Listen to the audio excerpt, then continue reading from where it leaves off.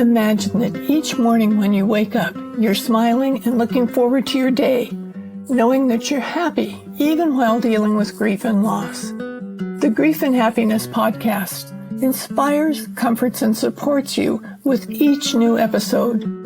For more support, check out the Grief and Happiness Handbook and cards. I welcome you to listen to this podcast and discover endless possibilities for your life.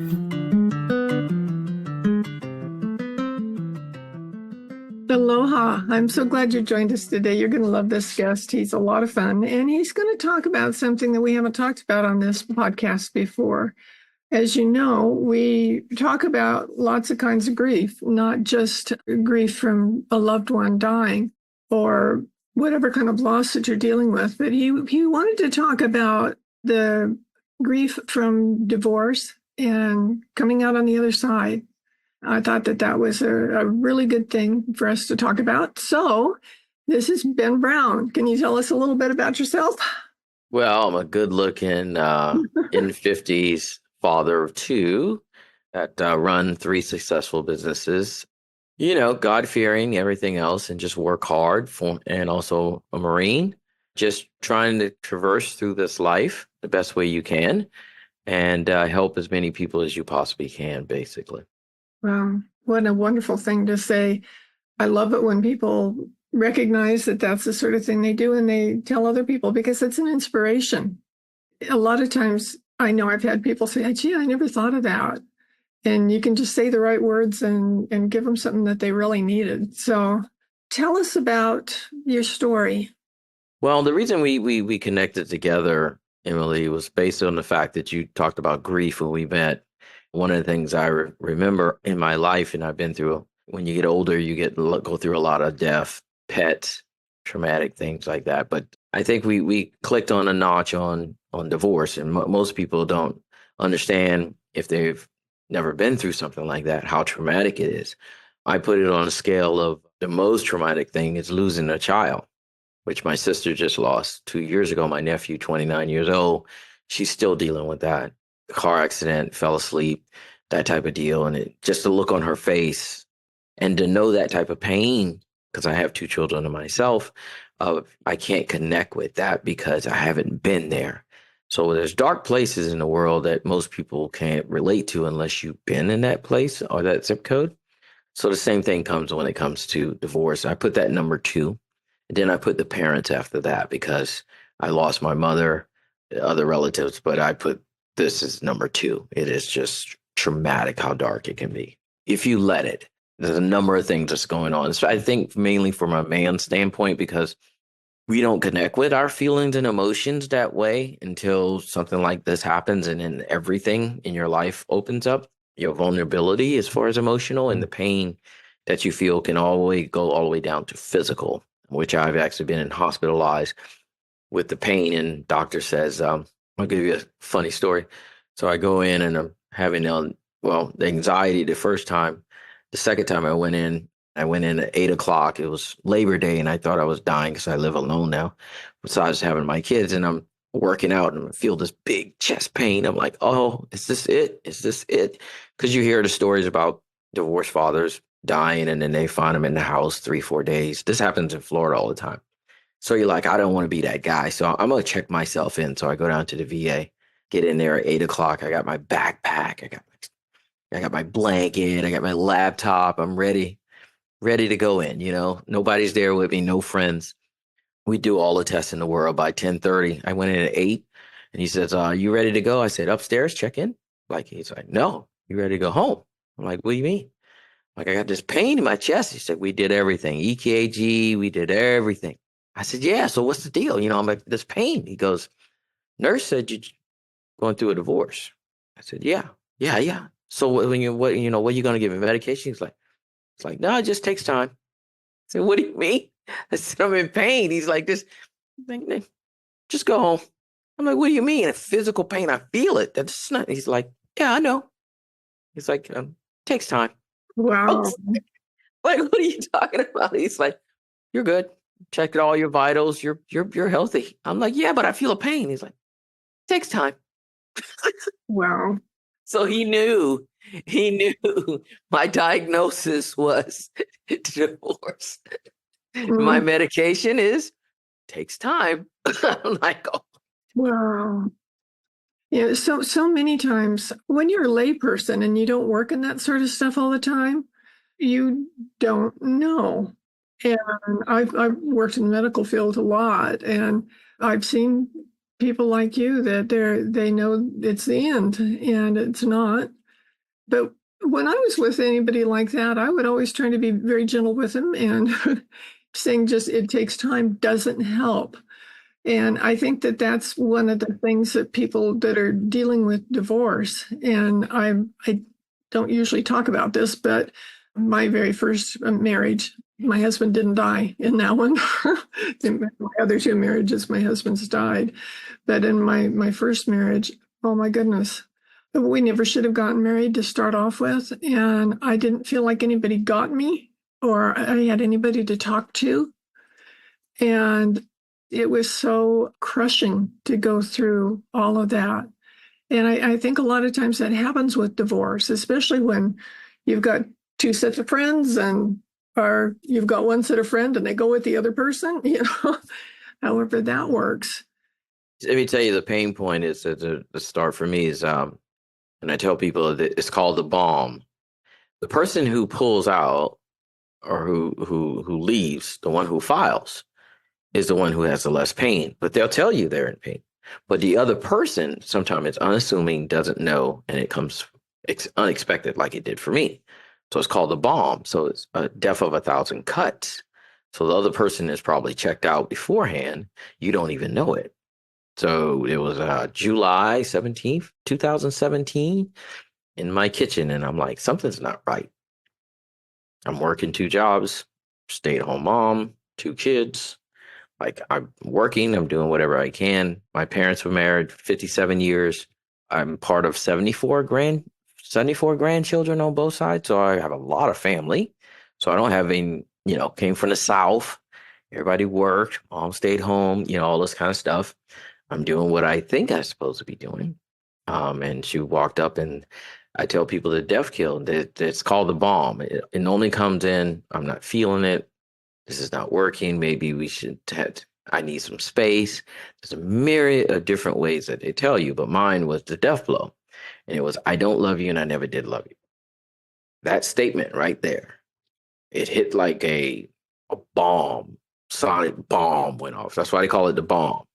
Like you realize everything that you pretty much, if you don't understand who you are, everything that you had existed is gone in that one sentence. And you're like trying to recapture like everything, trying to capture whatever is going on because you're blown away.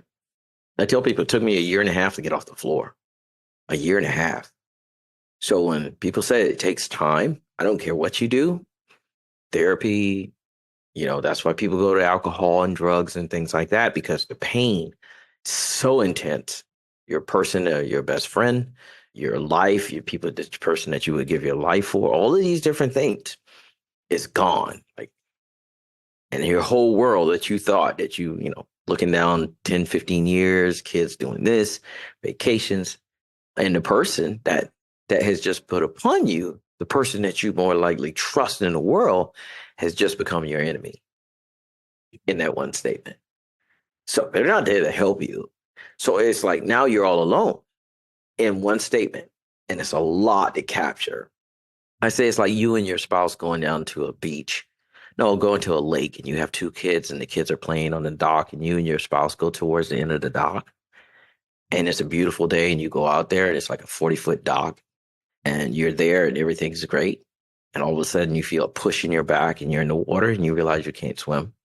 And as you're coming up and down, she's looking at you and you're like, wait, she's not coming to help me. And as you're doing that, you're up and down, and you realize you still got your clothes and your shoes on. You start to drown, you start to panic. And then when you come back up, you realize she gets up and she starts going back towards the dock and there might be another person. Because 50% of the time it's another person. And she leaves you at the end of the dock drowning to meet the other person halfway to the dock and they embrace. And at that point, you have a decision to make. And a lot of people can't think. So you have three choices. You can either give up, stop swimming. You can, number two, take the shortest path and go back to the dock. But if you go back to the dock, you know you got to go back to your kids. You got to go through the two of them. Or suck it up, grab your bootstraps, get your stuff back together, get your survival stroke on, and stroke yourself past them all the way back to the bank to your kids. That is the hardest thing that you have to do, but you have to make that decision while you're drowning. So that's the best way I can relate to it. And most people don't understand how that feels. I mean, therapists, they could tell you all day, but most of the time we never went to it. But if I sat down with one, first thing I will ask them, I said, have you ever been through a divorce? They tell me, no, I don't care if they have a PhD. I'm walking out. Like, you don't understand. But here's the deal for me. Really, I stayed and I researched and tried to figure out what the deal was for 2.5 years and try to figure this thing out. Because I was like, I'm going to beat it's like cancer. I'm going to beat it. It got toward the end and I couldn't beat it, but I had to survive. So then you just got to survive for yourself and just realize you just can't always get what you want. And so even though you want it, doesn't mean you can have it. And so you have to go through that as well. So there's so many stages and so many different emotions and so many things going on at the same time. That's why when I don't watch the news anymore, but when you watch the news and you see, husband did this and then this happened in the house and the cops came, or this and that, it's just amazing how I can look at it right through that and be like, oh, pretty much 95% understood what happened there. And most people wouldn't, because it's a whole different lifestyle when you go through that. Like I said, it's number 2 as far as pain.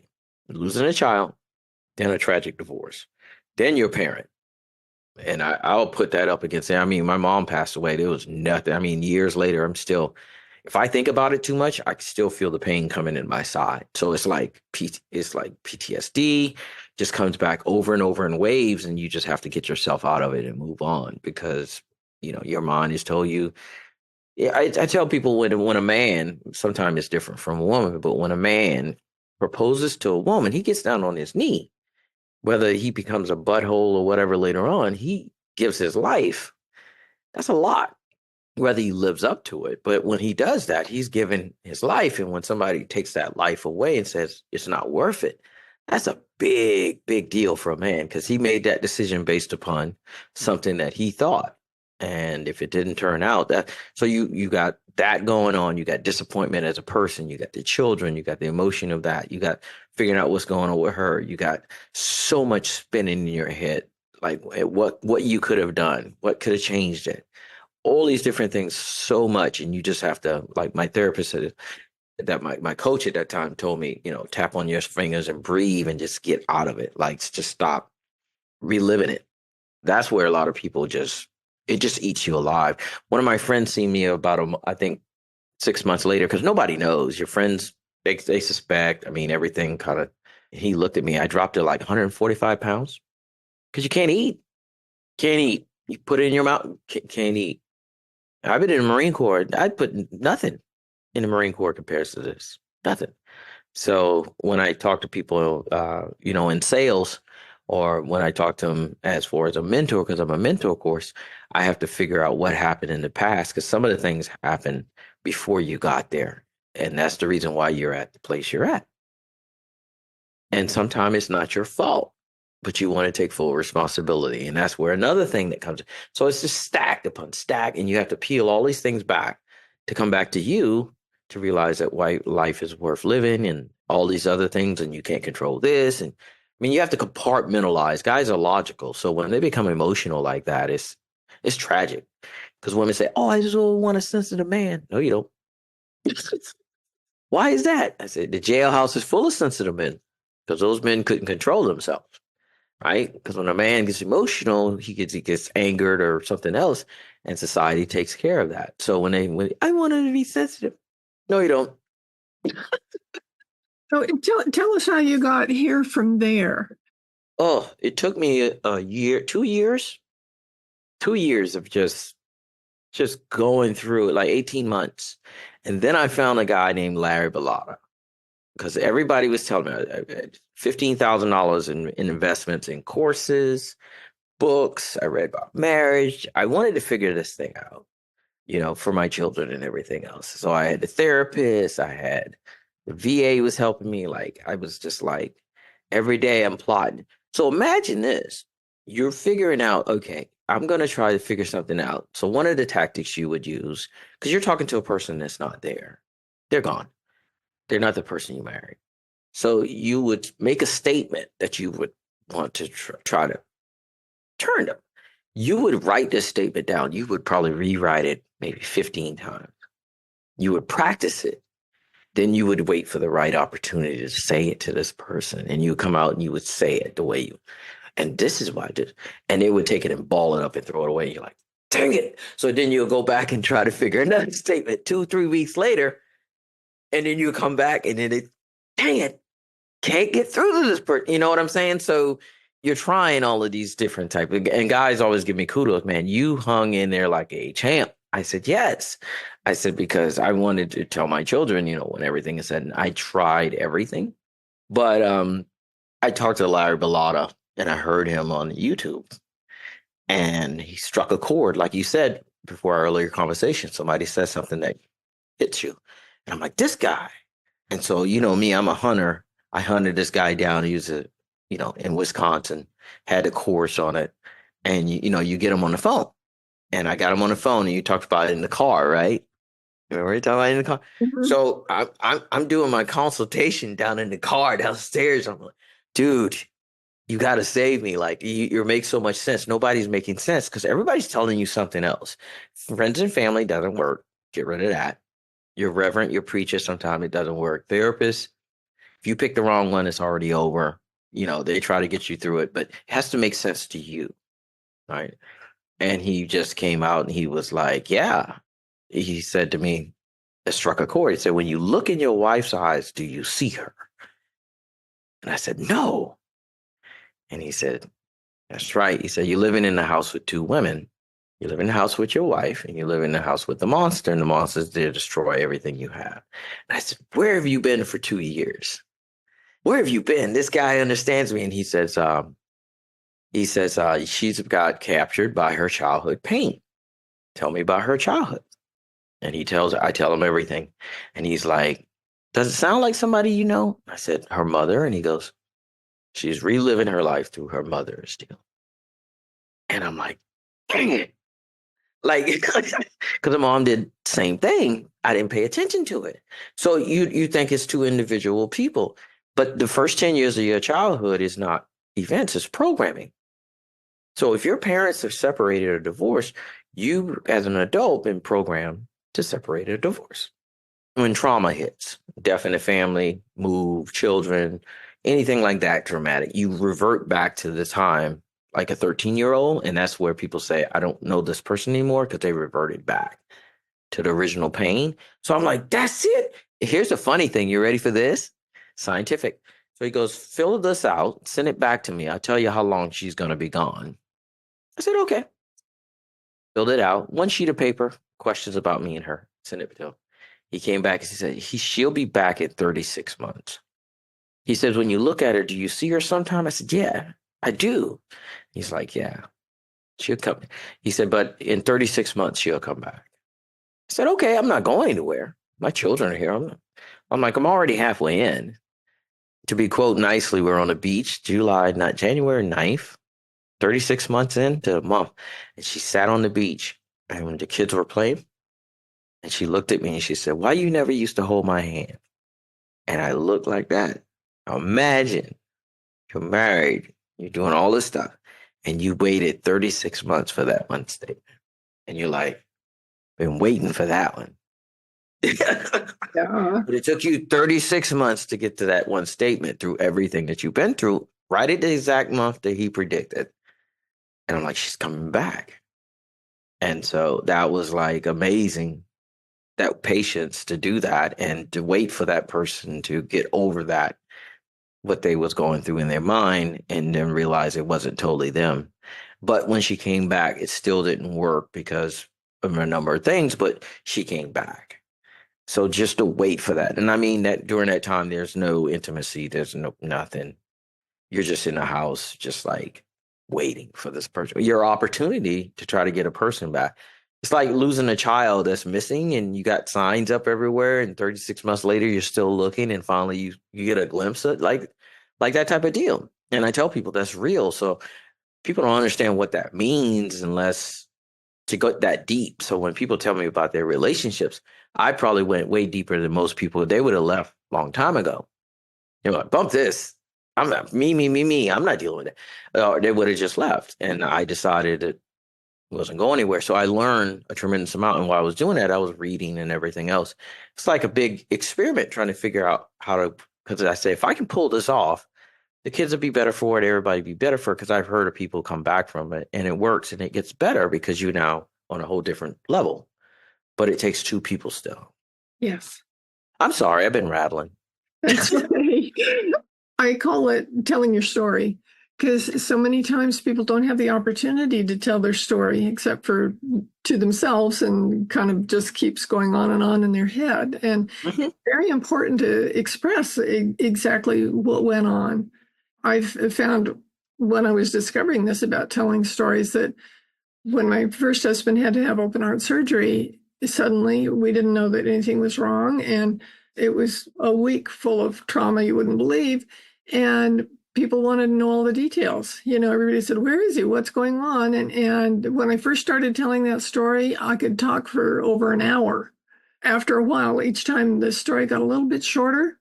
And finally, I got to the point where I said, well, he had 7 arteries that were blocked, different because you don't have the 7 big arteries in your heart, but the big ones, and then the offshoots from them, they were all a mess.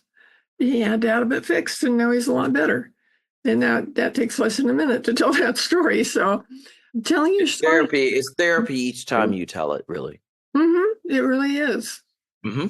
It's why a lot of people write books about their grief and their loss. Hmm.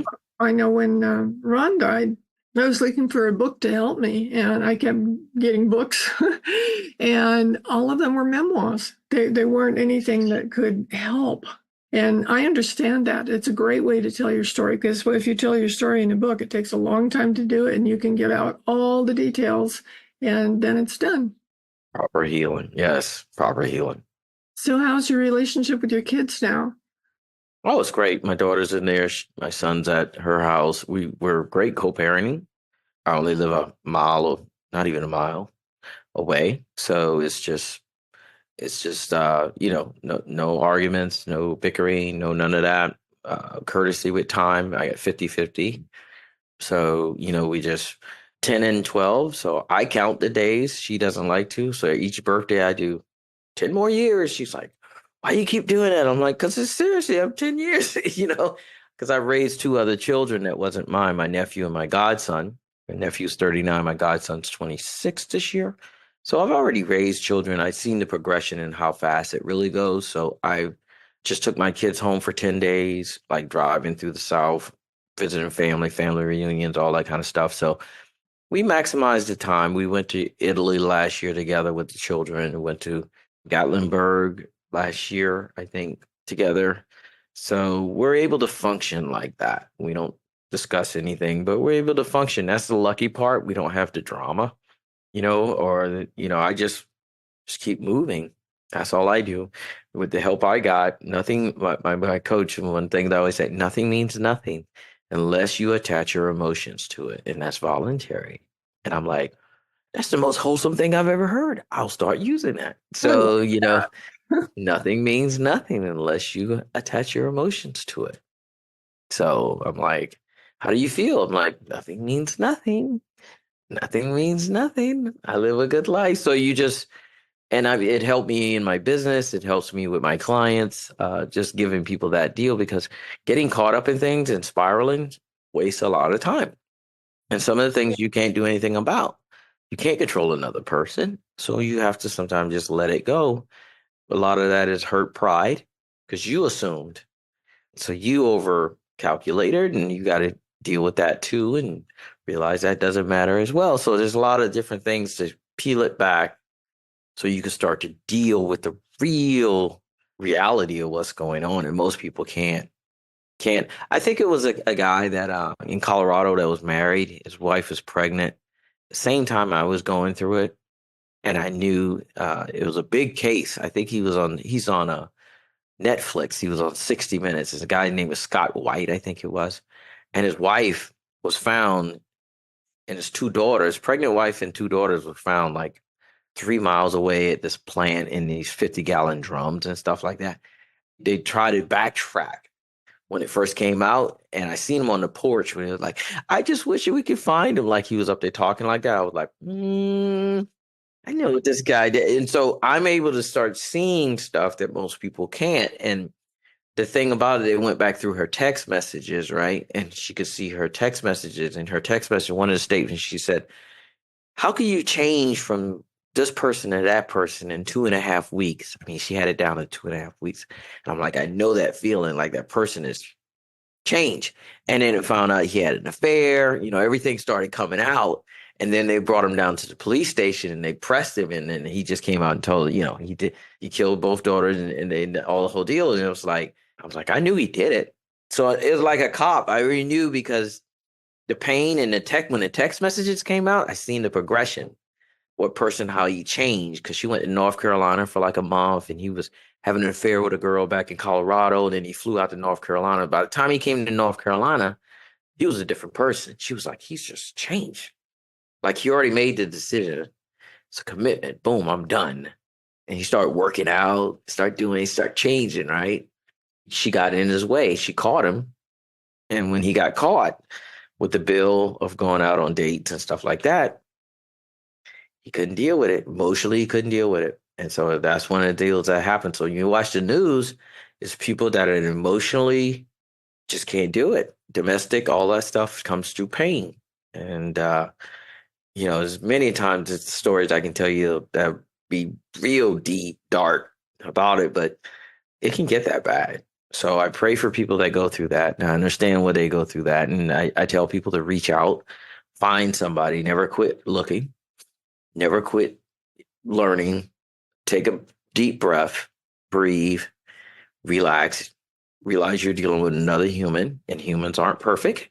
And most of the time, it's not 100% your fault, even though the other person will tell you that. And you have to take that responsibility too. And that's the first step to start learning is realizing, plant your feet on the ground and start moving in a direction, because being stuck is not good. It's painful. Thank you so much. That was great advice to give people. You just have to do something. If you just sit and feel sorry for yourself or don't know what to do, you're never going to move forward. And nobody would know your story because nobody knows what goes on inside that house. Yeah. Truly. Even the kids won't. Yeah, they wouldn't. Thank you so much for sharing that with us. And it gives the listeners a lot to think about. And I appreciate that. And any listeners that can relate to what he's talking about, get some help. There's some wonderful counselors out there. And one of the things that I say about anybody you go to for help is ask them first, have they ever lost a loved one? Because if they haven't dealt with their own grief, they won't get you. Make sure that you get somebody that has been through it, because it makes a huge difference. So thank you, Ben. And we're going to have his links and things in the show notes, so you can contact him through there if you want to. And I really appreciate you coming on. And tell everybody life is short. So it's one of those things that you can get over. And when you get over it, you become a better person, like most people say. I didn't believe it. But in closing, in the beginning, you see nothing but black, which I did. And then if you keep moving, you'll see a little tiny little light. And people tell you about the light. And the people that's been through it, they laugh at you. They're like, oh, you'll get through it. You're like, no, you don't understand. You don't understand. It's like, it's so much pain. They're like, no, I've been through it. Like, no, you don't. And so the little light starts to get bigger and bigger and bigger and bigger and bigger. And you just got to keep moving. I mean, eventually one day, if you're patient enough and you understand, and that's why I said you can't run and nobody could drag you toward it. There's no quick solution. There's no, from the time you get the bomb or whatever it starts, you just got to realize it is a long road. But if you're God fearing, maybe God only gives the things for the non-weak. And so that light gets bigger and bigger and bigger at the end of the tunnel. And it is true. It is something on the other side. And so I think that's the biggest transgression you can go through besides your transition into the world after you pass on, is doing that. So you're actually being reborn into a different person if you can survive it. And most people do. So that saying, if you can survive it, is kind of dark, but most people do survive. And the more active you are in your survival and getting better, the happier you'll ultimately be. And that's, I think, the important part is don't just sit and let it happen to you. Do something about it. And do the work on yourself first. Yes. That's the hardest part. You got to realize is that it all come down. You pointing fingers will never get you anywhere. Yeah. Okay. Thank you very much. And to my listeners, I'll see you again next week with another wonderful guest. So I can't wait to see you then. Thank you. Do you want more comfort and support and happiness? Join the Grief and Happiness Alliance at our free gatherings on Zoom every Sunday. Visit my website at griefandhappiness.com and read my books, The Grief and Happiness Handbook, and get your set of the beautiful Grief and Happiness cards. Be sure to subscribe to our podcast, rate it, review it, and binge listen to all of our episodes. I can't wait to welcome you back to another episode of the Grief and Happiness Podcast.